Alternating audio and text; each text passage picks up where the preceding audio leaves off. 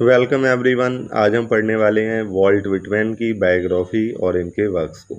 सबसे पहले देखते हैं इनका बर्थ हुआ था 31 मई 1819 at West Hills Long Island में, अमेरिका में ये जगह है। डेथ हुआ था इनका 26 मार्च 1892 एट कैम्पडेन। ठीक है। इनके फादर का जो नाम था वो था वॉल्टर और ये एक कारपेंटर थे, एक इंग्लिश मैन थे। मदर इनकी थी लूसी वॉन वेल्सर, डच लेडी थी ये, बिलोंगिंग टू कॉर्कर्स फैमिली। ठीक है। फादर इंग्लिशमैन थे और मदर डच थी।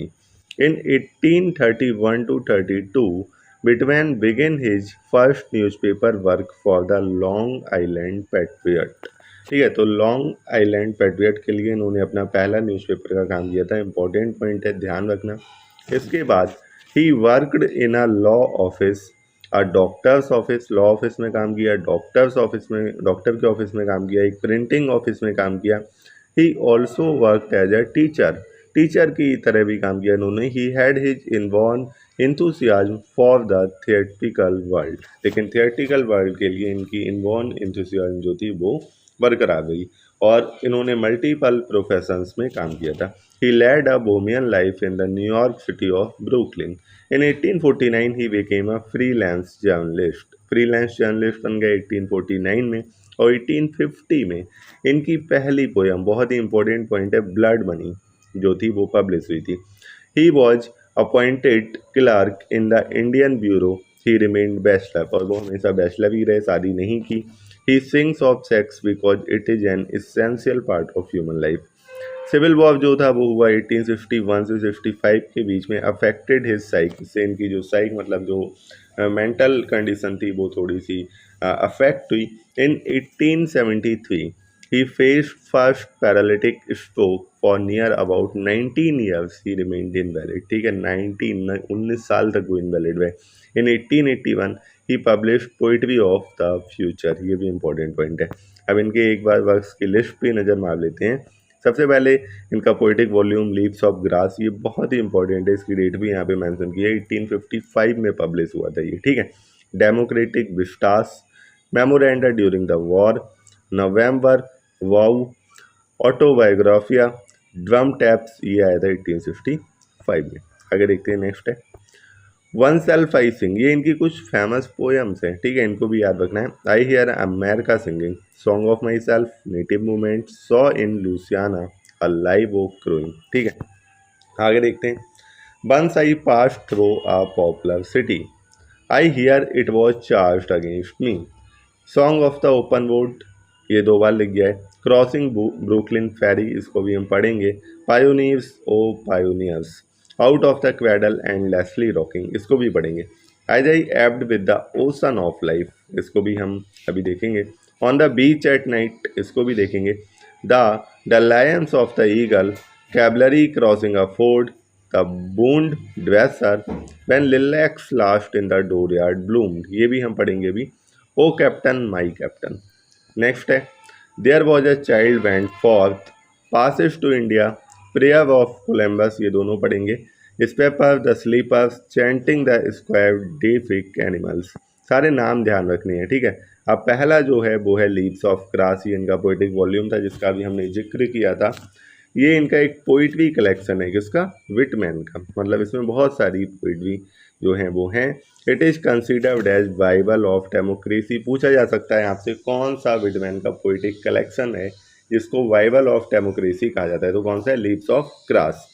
ये इसका फर्स्ट एडिशन जो पब्लिश हुआ था जुलाई 4 1855 विद 12 पोएम्स, 12 पोएम्स के साथ आया था सिर्फ। ठीक है। He adds the famous preface which expounds his theory of new poetry. इन्होंने इसमें एक प्रीफेस जो था वो ऐड किया था जो इनकी थ्योरी ऑफ न्यू पोइट्री को एक्सपाउंड करता है। The preface throws light on the leaves, leaves leaves मतलब यहाँ पे पत्तियों को कहा गया है। No title is given to the individual poems of the first edition. अच्छा, पहले एडिशन में ये इंपॉर्टेंट पॉइंट है, पहले एडिशन में जितनी अलग अलग 12 पोएम थी, एक भी पोएम को टाइटल नहीं दिया गया, बस ऐसे ही 12 पोएम्स लिख दी गई थी। इट इज़ पब्लिश्ड अनायनमसली, अनायनमसली पब्लिश हुआ था, कोई भी नाम नहीं था। विद अ पोर्ट्रेट, बस एक फोटो थी। विद सोज हिम अ बैगाबाउंड, बैगाबाउंड मतलब बेघर, आवारा जो इधर उधर घूमता रहता हो। तो उनको क्या दिखाया गया था, इस पोर्ट्रेट के माध्यम से एक वैगाबॉन्ड दिखाया गया था। ठीक है, अब जो सेकेंड एडिशन आया था वो आया था नेक्स्ट ईयर। पहले में 12 थी, इसमें 20 नई पोएम्स थी। अब टाइटल जो थे वो दे दिए गए थे इंडिविजुअल पोएम्स को। थर्ड एडिशन आया था 1850 में और इसमें 124 नई पोएम्स थी। ठीक है, आगे देखते हैं। इनका जो डेथ वेड एडिशन आया था वो आया था 1891-92 में, मतलब काफ़ी साल बाद आया था। और मेन थीम जो है लीव्स की, लीव्स ऑफ ग्रास की, love, democracy, religion, science, life, death, sexuality, reconciliation of contradictions. ठीक है, ये इसकी मेन थीम है इनकी पोएम्स की। और सॉन्ग्स ऑफ माई सेल्फ जो है वो इसका लॉन्गेस्ट पार्ट है। आगे देखते हैं, इसको पढ़ेंगे भी हम सॉन्ग्स ऑफ माई सेल्फ को। It gives an identity to the personality, children of Adam. Songs of my self क्या करता है, आइडेंटिटी देता है पर्सनालिटी को। चिल्ड्रन ऑफ एडम इसमें एक है poem, offers relationship with women. Calamus क्या करता है, न्यू रिलेशनशिप विद मैन। ये क्या देता है, नई रिलेशनशिप देता है मैन के साथ। The first part provides outlines of the epic hero of democracy. The second part contains drum taps. ये इसमें पोएम है, ड्रम टैप्स है। मेमोरीज ऑफ प्रेसिडेंट लिंकन है। ऑटम रिवलेट्स है। Poetry of second section as of national events. पहला जो है उसमें डेमोक्रेसी की बात की गई है, दूसरे में नेशनल इवेंट की बात की गई है, नेशनल इवेंट्स ऑफ पर्सनालिटीज़ की बात की गई है। तीसरे पार्ट में जो पोएम्स हैं, proud music of storm and whispers of heavenly death, इस तरह की पोएम्स हैं। The poet faces death either in a dream और थ्रो कॉन्टेम्पलेशन। कॉन्टेम्पलेशन मतलब किसी चीज़ पे गहन चिंतन करना। ठीक है, the fourth part contains from noon to starry night. ये पोएम है चौथे पार्ट में। Songs of parting. ठीक है, the poet reflects on the past, he is ready to से हिज फेयरवेल। वो अपने पास्ट में झांकता है और वो फेयरवेल कहने के लिए तैयार है। अब देखते हैं आगे। Whitman gets inspiration from Emerson. Whitman जो है वो कहाँ से इंस्पिरेशन लेते हैं, इमर्सन से। He publishes the first two edition but the third edition is published by Thayer and Eldridge. इनके द्वारा ये एडिशन पब्लिश किया जाता है, ये नाम ध्यान रखना। ठीक है, अब इसमें देखो पहली पोएम कैसे शुरू होती है। I celebrate myself and what I assume you shall assume, for every atom belonging to me as good belongs to you. इन लाइन्स के साथ जो है वो ये पोएम शुरू होती है। इमर्सन जो हैं वो विटमैन को इसमें प्रीच करते हैं, उनकी प्रशंसा करते हैं। कहते हैं, ही राइट्स, वो लिखते हैं, dear sir, I am not blind to burst the wonderful gift of leaves of grass. I find it most extraordinary piece of wit and wisdom that America has yet contributed. I am very happy in reading it, as great power makes us happy. तो immersion इसकी तारीफ़ों में ये lines लिखते हैं, पूछे जा सकते हैं एग्जाम में। ठीक है, अब बताया था इसका जो लॉन्गेस्ट पार्ट है इस एडिशन का वो कौन सा था, सॉन्ग्स ऑफ माई सेल्फ। ठीक है, इसको भी पढ़ लेते हैं। चलिए देखते हैं। सॉन्ग्स ऑफ माई सेल्फ जो है वो अपीयर हुआ था विटमैन की लीव्स ऑफ ग्रास में। लॉन्गेस्ट पोएम है लीव्स की। 52 groups of lines which are closely related with each other. ठीक है, 52 ग्रुप्स ऑफ लाइन्स हैं इसमें जो कि एक दूसरे से अच्छे से रिलेटेड है। It is in free verse. The poet will sing of himself, he will celebrate himself. पहले तो ये ध्यान रखना है ये किसमें लिखी गई है, फ्री वर्स में लिखी गई है। It is not song of Whitman but the song of America. Whitman का सॉन्ग नहीं है, ये अमेरिका का सॉन्ग है। ठीक है, it has become the epic of America of song of America. Song of my self is the master key to unlock Whitman's art and mind. It is introductory poem of the mystical epic leaves of grass. इसकी ये introductory poem है, सबसे लंबी poem भी है। ठीक है, आगे देखते हैं। इस पोएम में बार बार आई का प्रयोग किया गया है और आई पोएम में पोएट को खुद को रेफर कर रहा है। आई जो है उन सारे अमेरिकन्स को उनकी हेरिटेज के साथ इंक्लूड करता है, सिर्फ पोएट को ही नहीं, उन सारे अमेरिकन्स को इंक्लूड कर रहा है। आई हर एक पर्सन है। आई जो है वो बायोलॉजिकल बेस है मैन की। Poem is a record of various phases of mystical experiences. अब उस सेक्शन 2 से 5 में makes an entry into mystical state. इस पोएम के सेक्शन 2 से 5 तक क्या होता है, एक मिस्टिकल स्टेट में एंट्री होती है। ठीक है, 6 से 16 तक खुद को जगाते हैं, 17 से 32 तक खुद को प्यूरिफाई करते हैं, 33 से 37 तक इल्यूमाइंस द डार्क नाइट सोल। ठीक है, आगे 38 से सेक्शन 38 में makes a shift in attitude, attitude में शिफ्ट होता है। 39 से 43 में क्या होता है, such the union while emphasizing faith and love.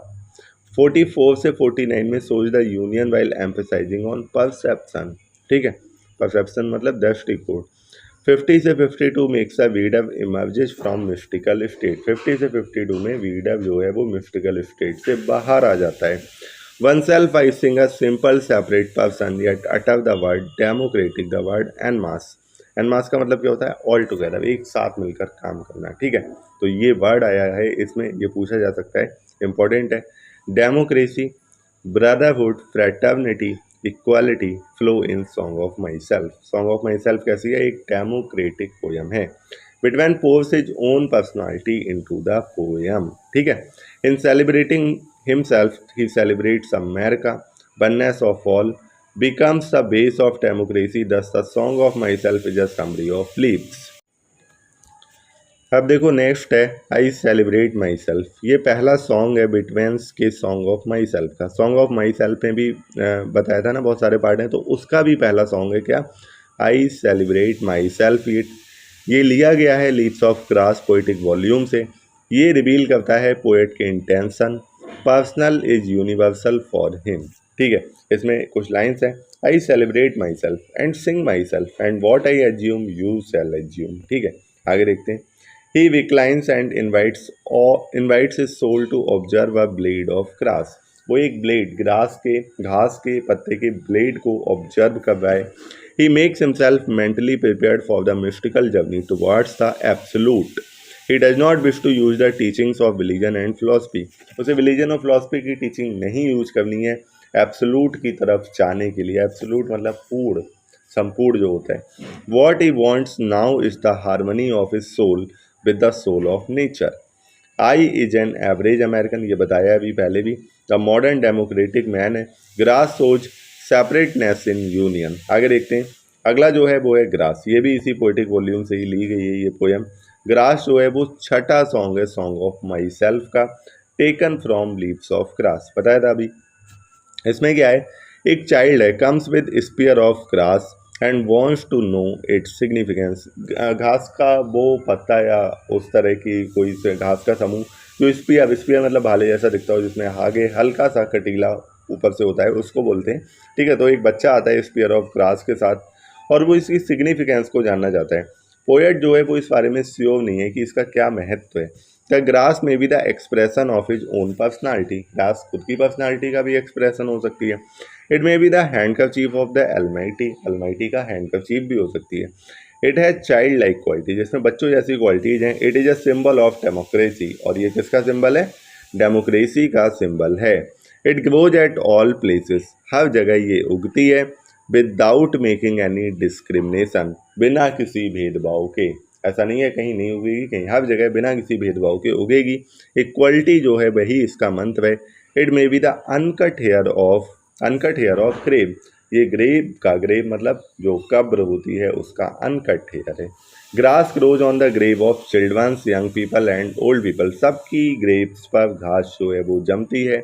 The dead seems to grow out, और इससे क्या ऐसा प्रतीत होता है कि जो लोग मर गए हैं वो दोबारा जन्म ले रहे हैं। Death is not the end of the life but the beginning of another life. ठीक है, तो डेथ जो है वो अंत नहीं है बल्कि शुरुआत है एक नई जिंदगी का। Life continues even after the death. Life जो है वो कंटिन्यू रहती है डेथ के बाद भी। The poem shows the significance of a leaf of mystical journey towards the absolute. He does not wish to use the teachings of religion and philosophy, ये बताया था अभी ऊपर। What he wants now is harmony of his soul with the soul of nature. अब इसमें फिर से बताया गया, I is an average American, a modern democratic man.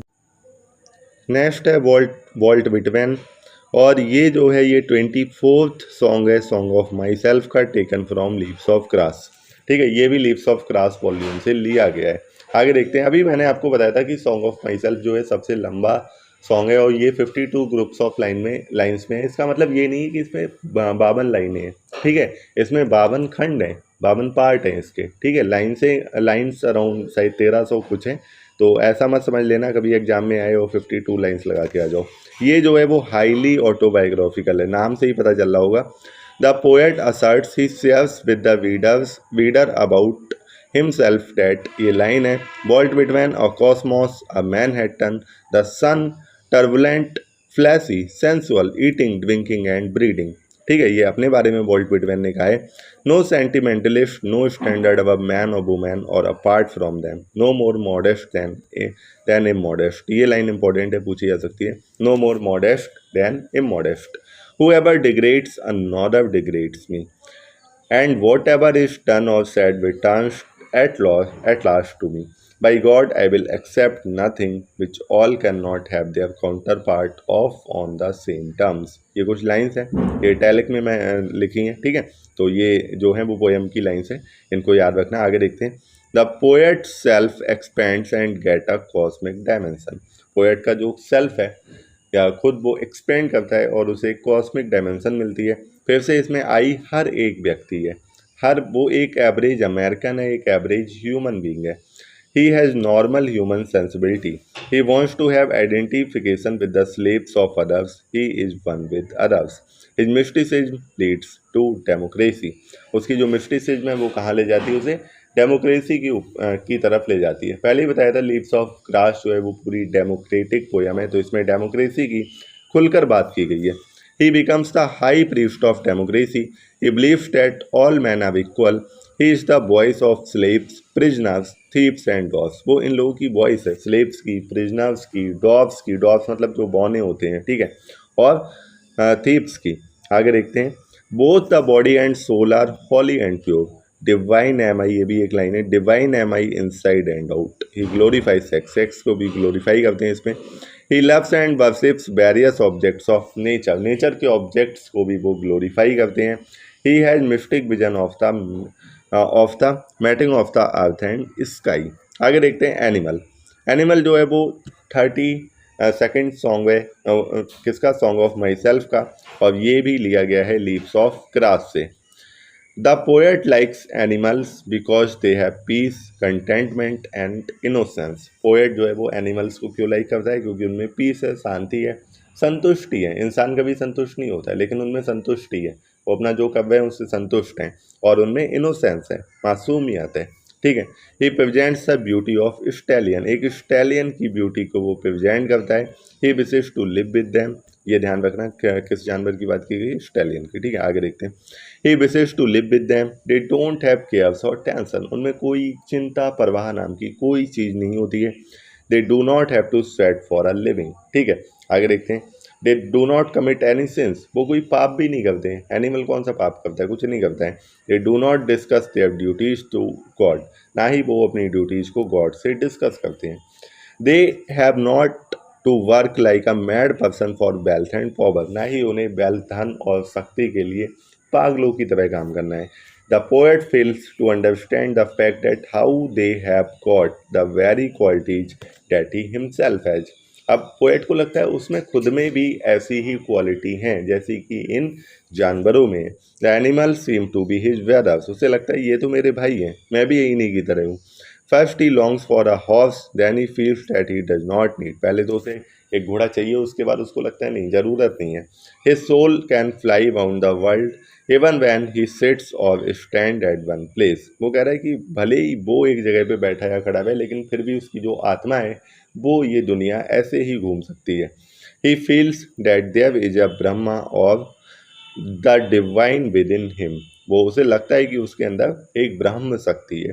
He feels oneness with the animals, through animals he recommends a return to the elemental simplicities of life. Next है I hear it was charge against me. ये भी एक Whitman की एक poem है, ये इनकी Marxist philosophy में झांकती है। और पोएट जो थे वो पहले से ही अवेयर थे कि इनको क्रिटिसाइज जो है वो किया जाएगा, क्रिटिसिज्म मिलेगी। He is criticized for being advocate of unnatural and illicit love, इन्हें अननेचुरल और इलिसिट लव के लिए क्रिटिसाइज किया गया। He is charge for promoting love of man and man, man and man, उस समय ये इतनी ज़्यादा ओपन सोसाइटी नहीं थी। Love outside marriage, love of prostitutes, इन सारी चीज़ों के लिए इन्हें क्रिटिसाइज किया गया। But the reality is that is he is neither for nor against institution, ना तो वो इनके पक्ष में है ना ही इनके विरोध में है, यही रियलिटी है। What he wants is the institution of comradeship in Manhattan, New York and in every other city of USA। Thus the poem reveals the poet's faith in democracy and universal love। फिर से ये democracy की ही बात करते हैं। आगे देखते हैं वन सेल्फ आई सिंग, ये भी एक शॉर्ट लिरिक है विटमैन की, जो कि leaves of grass poetic volume से ली गई है। It demonstrates the Whitman is a true poet of democracy. फिर से डेमोक्रेसी को ही डिमॉन्स्ट्रेट करते हैं। पोएट सिंग्स ऑफ हिमसेल्फ, अपने बारे में ही बात करते हैं। But while singing of himself as separate individual he also sings of masses, लेकिन अपने साथ साथ वो मासेस मतलब सारे लोगों की बात करते हैं। ही sings of the common man के बारे में बात करते हैं। कॉमरेडशिप में बिलीव करते हैं एंड फेलो फीलिंग, और कैसा उनका साथी फील कर रहा है उसमें भी वो बिलीव करते हैं। ही अटैच द वर्ड एन मास, इसमें भी ये एन मास वर्ड आया है डेमोक्रेटिक, जिसका मतलब होता है सभी लोगों का साथ मिलकर चलना या एक साथ काम करना। He believes in equality, soul and body are equal to him, soul और बॉडी दोनों ही उनके लिए इक्वल हैं। All parts of body are equally sacred and important to him. आगे देखते हैं it is not brain only but every inch of human body is equally significant, सिर्फ दिमाग ही का महत्व तो नहीं है, पूरे ह्यूमन बॉडी का सिग्निफिकेंस है। He sings of the female with male, male के साथ वो फीमेल को भी गाते हैं। Women are not objects, women कोई ऑब्जेक्ट चीज़ें नहीं है, वस्तुएं नहीं है। For man's lust, they are not inferior, ना ही वो इन्फीरियर हैं। वन सेल्फ आई सिंग, ये a simple separate person yet utter the word democratic, the word en masse, the female equally with male I sing, ये lines है, इनको याद रखना, ठीक है। Of life immense in passion, pulse and power, cheerful for freest action from the under the lost divine the modern man I sing. ये कुछ line है यहाँ से, ये ध्यान रखना। आगे देखते हैं when lilacs last in the dooryard bloomed, इसको देखते हैं। When lilacs last in the dooryard bloomed is Whitman's long elegy, ये क्या है, एलिजी है। सबसे पहले तो इसको ध्यान रखना। इन 16 सेक्शन, कितने, 16 खंडों में है। और on the death of Abraham Lincoln, और किसके ऊपर है, अब्राहम लिंकन की डेथ के ऊपर ये एलिजी है। अब्राहम लिंकन कौन रहे थे, president of America. He employs 3 main symbols, the star, the lilac, the hermit thrush and the song. तो इसमें सिंबल कौन से दिखाए गए हैं, स्टार, स्टार किसके लिए, लिंकन के लिए। लिलैक ह्यूमन लव के लिए। Hermit thrush poet of the soul, ठीक है, हाँ आत्मा का कवि है ये। And its song carol of the death. आगे देखते हैं in this poem the poet laments for the death of the body, body की डेथ के लिए वो लेमेंट करता है, आत्मा की डेथ के लिए नहीं, क्योंकि उसे पता है जो सोल है वो इमॉर्टल है, ठीक है। He has the consolation that the soul is immortal, उसे कॉन्सोलेशन इस बात से मिलता है कि सिर्फ जो डेथ है वो किसकी हुई है, बॉडी की हुई है, सोल की नहीं, सोल तो इमॉर्टल ही है।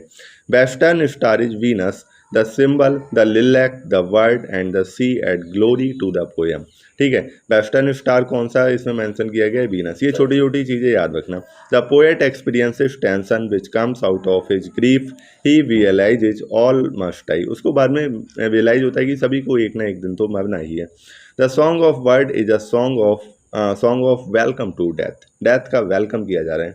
Death is a dark mother and strong deliverance, death को क्या कहा गया है, डार्क मदर और स्ट्रॉन्ग डिलीवरेस कहा गया है। ये दोनों चीज़ें भी याद रखना। अब देखो ये लाइन से इनको देख लेते हैं। कम लवली एंड सूदिंग डेथ, बुला रहे हैं डेथ को, कम लवली एंड सूदिंग डेथ मतलब शांति देने वाली death. Undulate round the world, serenely arriving in the day, in the night, to all to ease sooner or later delicate death। वो कहता है कि आनी है, रात में आनी, दिन में आनी, सबको आनी है, जल्दी आए चाहे बाद में आए, डेथ को डेलिकेट कहा गया है। आगे देखते हैं ओ कैप्टन माई कैप्टन, ये भी एक एलिजी है विटमैन की, लीव्स ऑफ ग्रास, ये पोइटिक वॉल्यूम है, वहाँ से ली गई है। और ये भी प्रेसिडेंट ऑफ अमेरिका जो रहे थे 1860 से 65 के बीच में, कौन, अब्राहम लिंकन, उन्हीं की डेथ के ऊपर ये एलिजी है। Lincoln wants to make the end of slavery, Lincoln सबको पता है जो गुलाम प्रथा चल रही थी उसका एंड करना चाह रहे थे, स्लेवरी का। He has to wage a civil war against the southern states, उन्हें सिविल वॉर छेड़ना पड़ता है। उसी सिविल वॉर का भी पीछे भी जिक्र हुआ था। तो किसके अगेंस्ट, जो दक्षिणी राज्य थे उनके विरुद्ध। ही सक्सीड्स, वो सफल भी होते हैं, but is assassinated by John Wilkes booth an actor in theatre, तो इस बंदे के द्वारा इन्हें असैसिनेट कर दिया जाता है, मार दिया जाता है। The poet feels that it is a personal loss. Poet को ऐसा लगता है कि ये उनका व्यक्तिगत निजी जो है वो नुकसान है। The poem is the cry of his broken heart. आगे देखते हैं। Grief is expressed through the use of symbol and metaphors. अब इसमें भी सिंबल और मेटाफर्स का बहुत ज़्यादा प्रयोग किया गया है। जैसे जो शिप है वो क्या है, वो यूनाइटेड स्टेट्स है। कैप्टन जो है वो अब्राहम लिंकन है और जो वॉयज है वो सिविल वॉर है किसकी, लिंकन की लीडरशिप में। कैप्टन जो है वो शिप को वापस घर तो ले आते हैं, लोग इंतजार करते हैं अपने कैप्टन का, लेकिन कैप्टन अब जिंदा नहीं है।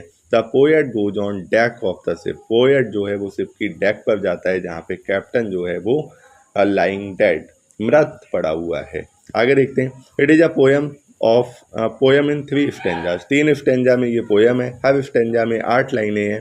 Each stanza has a regular rhythm pattern. अब इसमें कुछ लाइन्स है वो देख लेते हैं। Exults O shores and wing O bells, but I with mournful tread walk the deck, my captain lies fallen cold and dead. ठीक है। नेक्स्ट पोएम है passage to India.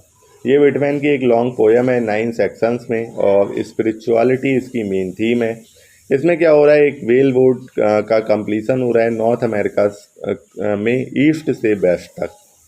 Laying of transatlantic cable, the opening of the Suez canal are the significant events that inspire the poet to compose this poem.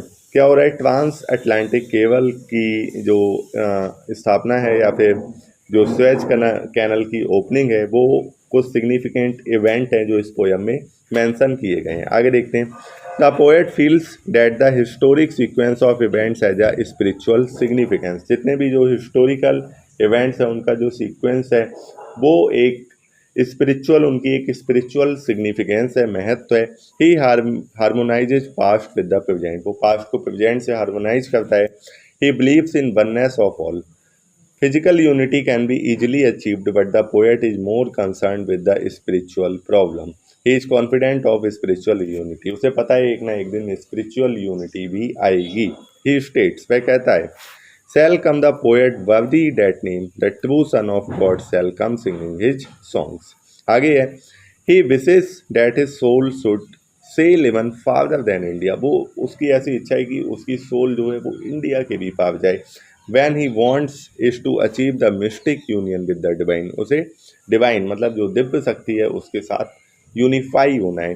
The passage is the symbol of physical exploration.